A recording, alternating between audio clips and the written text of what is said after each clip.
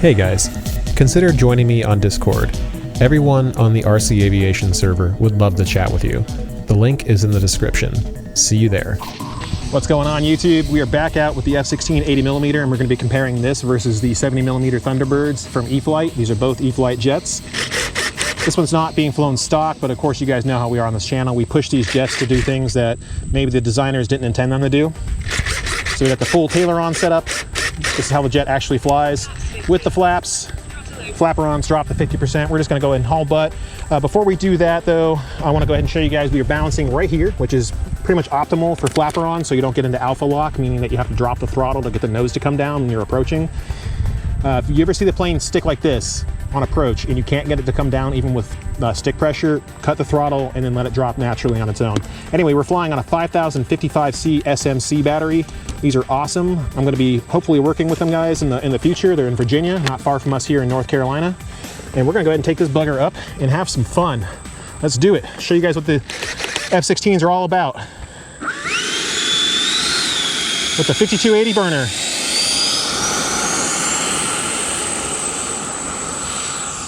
Flaps gear up. This and the Viper set or 90 are both tied for my favorite jets currently. I like the F-22 and what it can do, but this one is just so powerful and it's so amazing to behold in the sky. And it does do high alpha passes, although we're going to be a little careful with how we do them.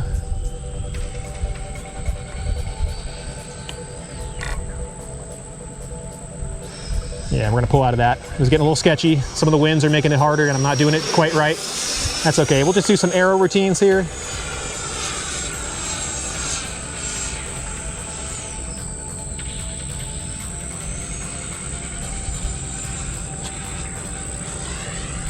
Full high-speed pass.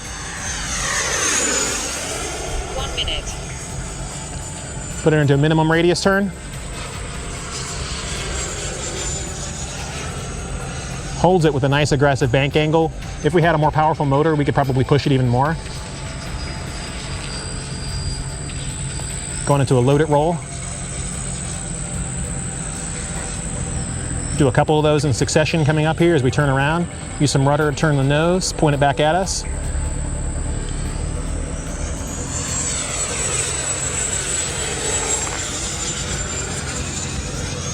That thing sounds incredible. That and the Viper 90 both have very good engine sounds.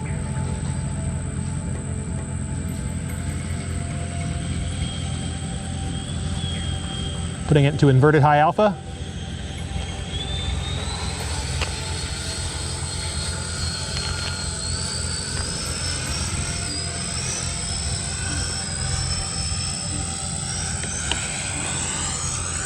Didn't want to do it. It's a little too windy for it right now, I think. So we've already covered how to do that in the tutorial vid. You guys have no doubt seen by this point. It was much more calm. This jet is much more stable in calmer conditions. 23 volts. The main difference between this and the 70 so far is that the full moving stabilators and the additional weight give it some inertia that the 70 just cannot replicate. You can't do a tail slide like that in the 70, and you can't get a roll rate like that in the 70 either, which is one of the reasons why this is a more advanced jet, especially with the full scale emulated setup that I'm using. Load it, roll again. 2 volts.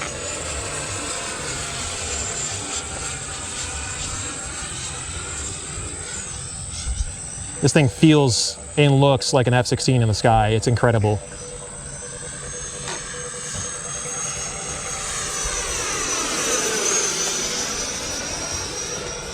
And because I'm using some mixing to dampen the differential stabilator input, aka Tailorons as they're more oftenly called, because I'm using some mixing to kind of tamp that out a bit, most of the rolling you're seeing is done with ailerons alone. 22.3 volts. Let's go ahead and do a quick knife edge pass, and then we'll turn into a brake to land. Here we go.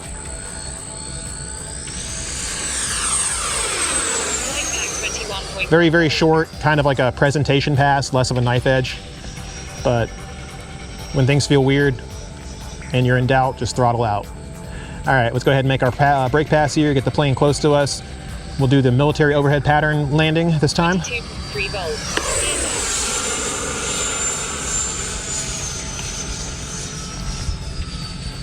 There we go. We're going to aggressively bank into this. We're going to drop the flaps. And then we're going to bring her in a much lower landing rollout than we would normally have. And then come to a stop with reverse thrust.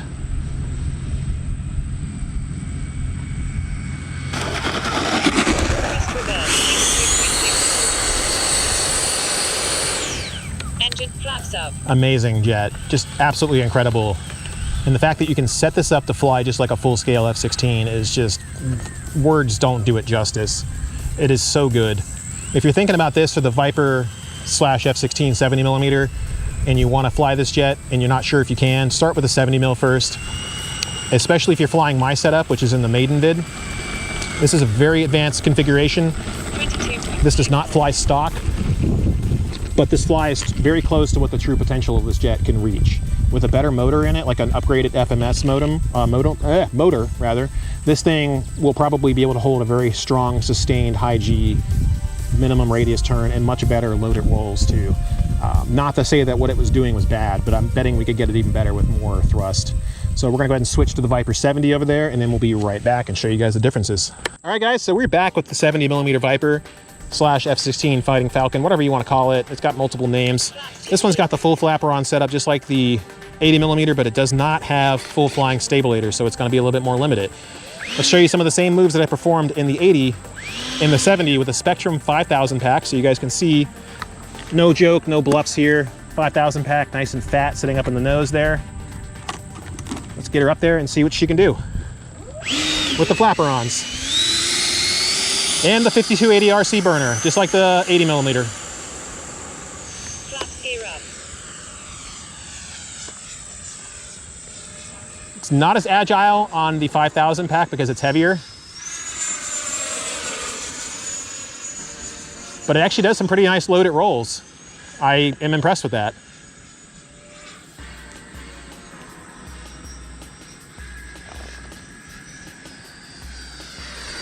A lot of turbulence out here. If you're seeing the plane get jostled around, that is not AS3X causing that, that is turbulence. It happens to everybody, guys. Let's do a high-speed inverted pass.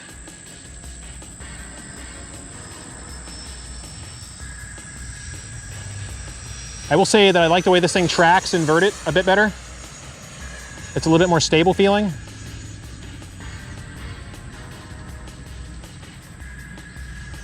A little wobbly still. I don't know how much of that was turbulence and how much of that was the roll stabilizer, but I went ahead and turned it off or rolled it down significantly. Let's see if we can get a nice high alpha pass. We haven't even done that in the 80. I'm a little bit more concerned with how stable it's going to be in the 80 in this wind. The 80 is a much more expensive jet, so I don't want to be as crazy with it. There's a little bit more wing loading on this thing now with the 5000 pack, but it still does the high alpha passes pretty well.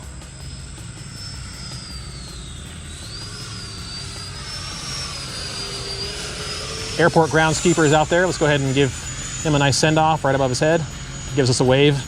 He's a cool guy. He seems to enjoy what we're doing.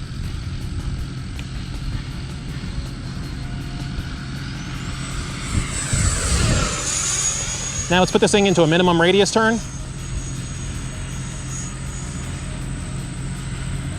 Basically unstallable for the most part. Like even full stick back and it's not stalling right now. Look at it go. It's not dropping the wing at all, even with an aggressive bank angle. Most jets will stall like that. Sorry about the sound of the lawnmower, but you know, airport maintenance has got to do their thing, right guys? 23.29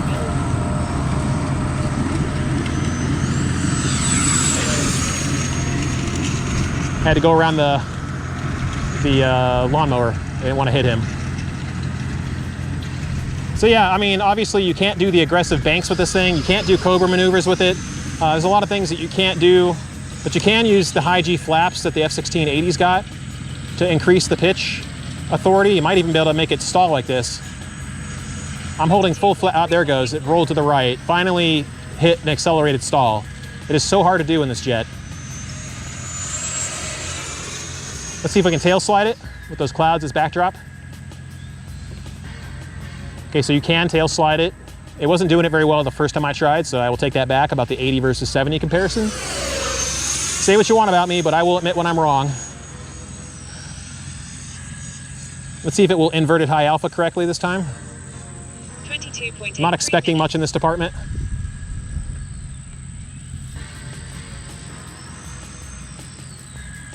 I don't feel confident getting this super low yet, but it looks like it can be done. I mean, we're currently doing it.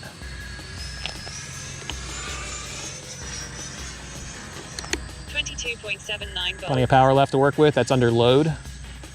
Let's get a low above the grass, high speed pass going.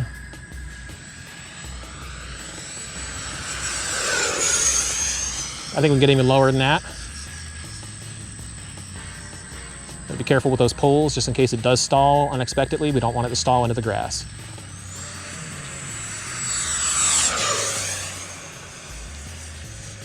Into the gap between those trees over the dried lake. 22.41 volts. Now let's see if we can make it do a knife edge pass, and then we'll call it quits, and then we'll do one more flight on the 80. Full speed, rudder coming in. Minutes. Started tracking right at Tony's face, so I decided to back off of that. Let's see if we can make it go into an aggressive high alpha pass real quick.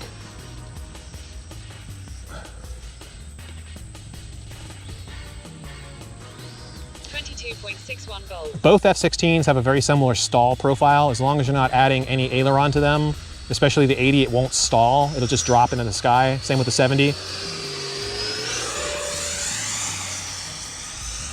Which is really cool. F-16s with their delta wings have a very nice stall profile. The 80 will bite you though, because it does experience asymmetric accelerated stalls. So with the stabilators, you can really increase the angle of attack on those wings to a point that they're not really designed to take, and they will stall. And it's not an aileron failure or anything, it's just aerodynamics at work. You can only bank a plane so hard. There's only so much you can do with that. 5 minutes. You can't beat the laws of physics. Otherwise, these things would be able to just do flips and turns on a dime. That's what thrust vectoring is for, but neither one of these has it. All right, bringing her in.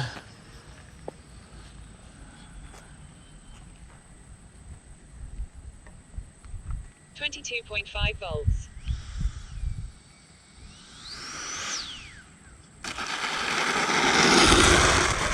Good stuff. I like it. I like what I see. The 70 is an amazing jet, but it's not a true F-16 without the full flying stabs and the extra weight that this one has. Look at the way that thing lifts up.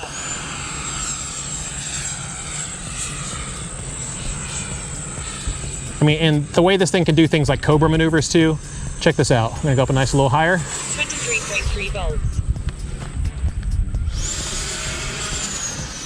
I don't think the full scale could do, well, it probably could. I don't know if it would hold up to the forces, but if the model can do it, there's a chance that the full scale could do it. Let's see if we can make it do a Cobra spin. 2 minutes.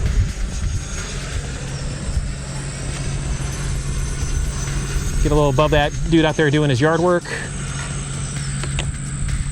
You can!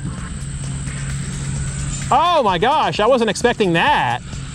I didn't think it was capable. Well, this just brought this thing to a whole new dimension that I think we were sorely hoping to get. A couple of vertical load-it rolls. Again, this thing is a joy to fly with the full AGF RC servo replacement on the stabilators. This thing is just a beast to fly. 23.3 volts.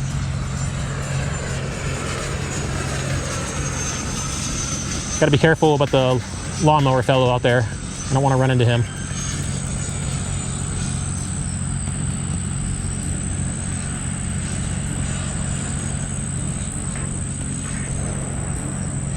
Coming straight down the taxiway.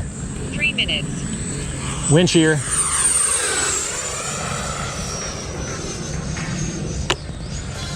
.9 volts. Quick pirouette maneuver at the top. I feel like the only thing that limits me with this jet is my imagination in a lot of ways. I mean, let's do that Cobra spin again.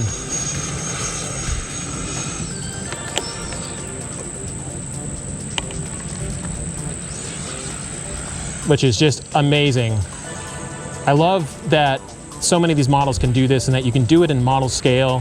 This is one of the things you just can't do with the 70 millimeter. 22.9 volts. You can still bank and yank, you can still go super fast.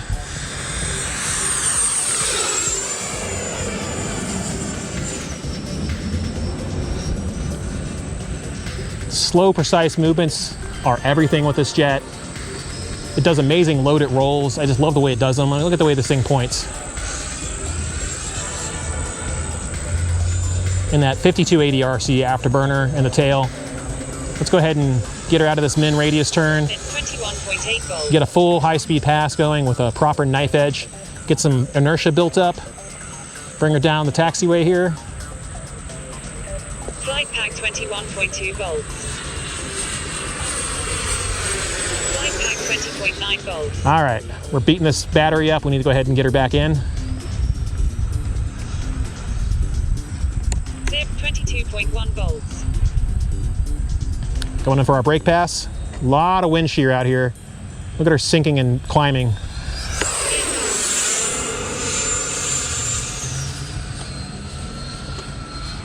Okay, I'm gonna drop the full flapper-ons here. We're gonna come in as slow as we can get her without stalling.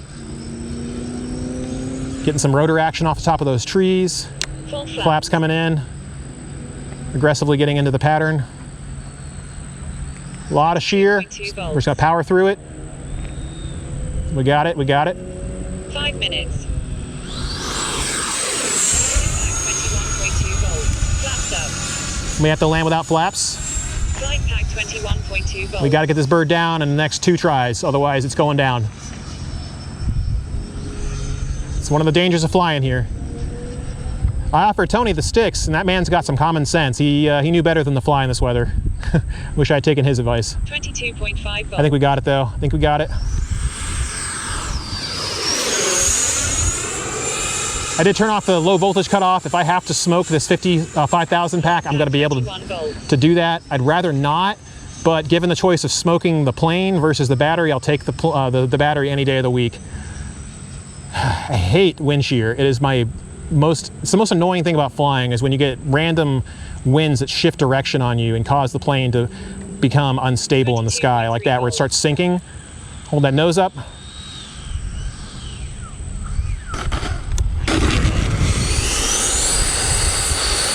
That's also part of why it just hopped too. It was coming in just too fast. I wasn't able to get it to sink just right, and a gust of wind was able to keep it flying.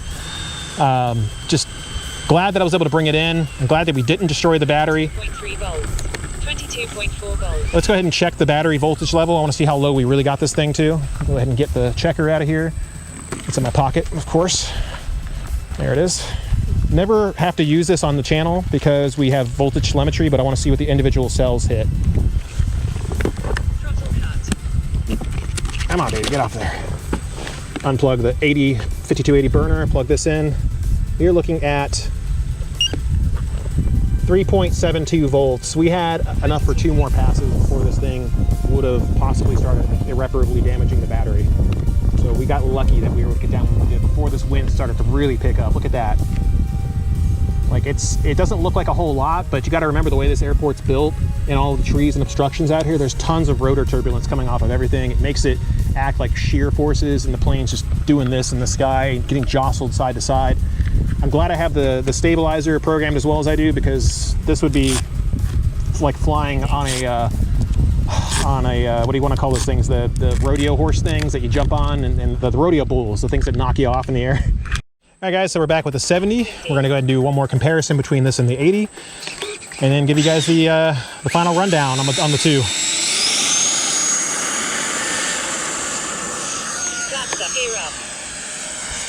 So the 80 is much heavier in the sky than this is. It's very hard to come into straight high alpha with it like you can with this one. As I say, as I screw it up on flying on a SMC 4500. It's a little harder to fly than the 70, especially if you're flying it on my setup. You're not going to be able to fly it like this as easily. It takes a bit more modulation. We'll do some high alpha passes with it in a second. The 80 tracks a little bit better in the sky, but it doesn't like accelerated flight as much. Like, I'm not talking about like flying fast. I'm talking about where you go into a full throttle and then you pull the stick all the way back. Like, you can't really get this one to stall very easily. Look at that.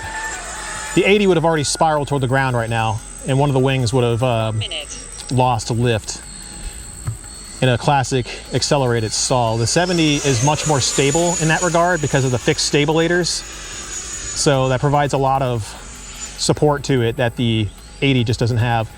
The 70 is very light. I mean, I'm holding off the stick right now. Look at the way it's floating to the ground. It's floating towards those trees, so I'm giving it some throttle, of course, but you can steer it real easy with the rudder here, not a problem at all. Like, I'm flying towards Tony right now, and I'm flying away from Tony in a very short span of ground. When it starts getting weird, you can just use some rudder and some throttle and get right out of it.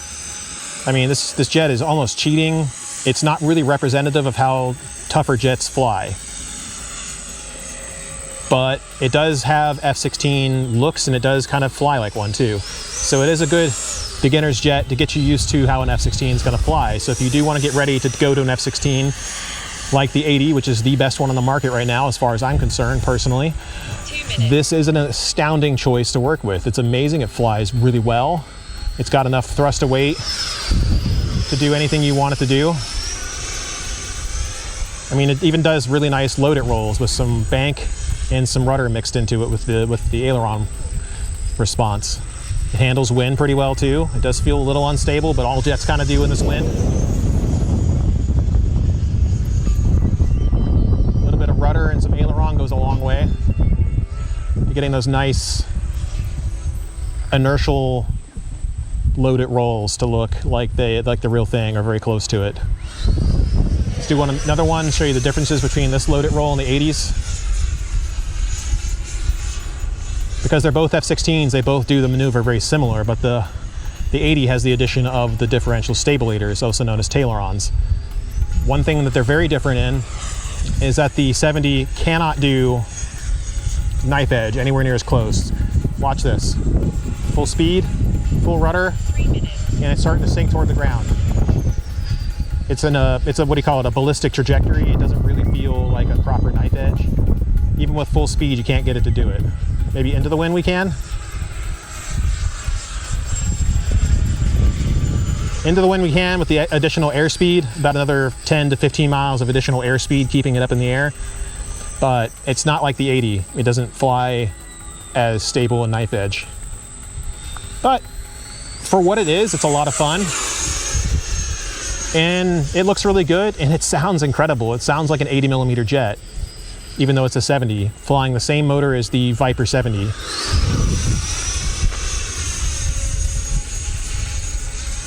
And some of those load-it rolls, when they're done just right, turn into a really, really big barrel roll, which looks awesome. See if we can do one coming at us. Nope. I saw that going right toward the trees and decided to cancel that. That's another thing when it comes to piloting. If you don't feel like you can do something, if anybody judges you for canceling the move, you don't want to be friends with that kind of person. It's better to be safe about the move. Bring the airframe home safe. Don't risk anybody's health. Don't risk your property. Don't risk other people's property just for a foam aircraft to show off. If you can't do it, it's okay to admit that you can't do it. Sometimes you can't. We only have like 100 feet of space to work with in this little runway area we've got.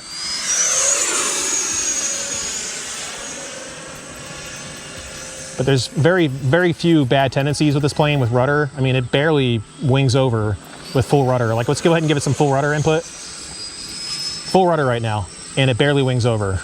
A lot of other jets would have done a full snap roll. So there's some stability coming from those fixed stabilators that is helping out right here. 22.18 volts. We are, however, getting ready to run this SMC pack down, so let's go ahead and do our brake pass and then call it quits. Gear down. Get away from those trees, buddy. There we go. I'm gonna bring her in aggressively here. Help break off, bleed that airspeed down. There we go. F100, one of my community members taught me this technique, and I'm so glad I learned it. Tony's been doing it, and I just didn't know what it was called. But it helps you reduce your rollout, and it just looks cool. Honestly, like if I had done a standard civilian approach where you go straight out and do a 4-point turn, like you go straight, do your downwind and do your final, that rollout would have gone all the way out to the intersection of that taxiway out there. It would have taken a lot longer. So without reverse thrust, it's one of the best ways to get this jet to slow down. Let's go ahead and switch to the 80 and then we're all done. Again, I love the 70. It's a lot of fun to fly, but this 80 is where it's at for me. This is, again, probably, I can't even tell you which one's better between the Viper 90 and the Viper 8, or yeah, these are both Vipers, right? The Viper 90 and the Viper 80, F-16 versus Viper Jet 90mm. This thing is a work of art. It's a masterpiece in the sky. It looks incredible. The mixing options to get it to fly just like the full scale with the flapper-ons, and the ability to have the high G mixing and all sorts of other crazy stuff in here. You just can't get that with the 70. It handles so well, it's beautiful. This thing is one of my favorite jets, and this is, I believe, in our final review, I called it a 9.5 out of 10. I can't call it a 10 out of 10. It would have to be absolute perfection out of the box, but this thing remains 9.5 out of 10. So for that, hope you guys enjoyed, and we'll see you guys again out there.